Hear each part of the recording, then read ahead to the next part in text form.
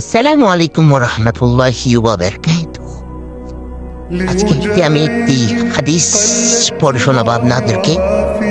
হাদিসটি হলো হযরত আবু হুরায়রা রাদিয়াল্লাহু আনহু হতে বর্ণিত। তিনি বলেন, হযরত রাসূল সাল্লাল্লাহু আলাইহি ওয়াসাল্লাম ইরশাদ করেছেন, যতক্ষণ পর্যন্ত তোমরা পূর্ণিমা নামবে না, ততক্ষণ পর্যন্ত তোমরা জান্নাতে প্রবেশ করতে পারবে না। আর ততক্ষণ পর্যন্ত তোমরা পূর্ণ ঈমানদার হতে পারবে না যতক্ষণ না তোমরা পরস্পরকে ভালোবাসবে। আমি কি তোমাদেরকে এমন এক জিনিসের সন্ধান দিব না, যা তোমরা প্রতিপালন করলে তোমাদের পারস্পরিক ভালোবাসা বৃদ্ধি পাবে? তা হলো, তোমরা নিজেদের মধ্যে সালামের ব্যাপক প্রচলন করো। হাদিসটি হলো ইমাম মুসলিম রাহিমাহুল্লাহ হাদিসটি বর্ণনা করেছেন।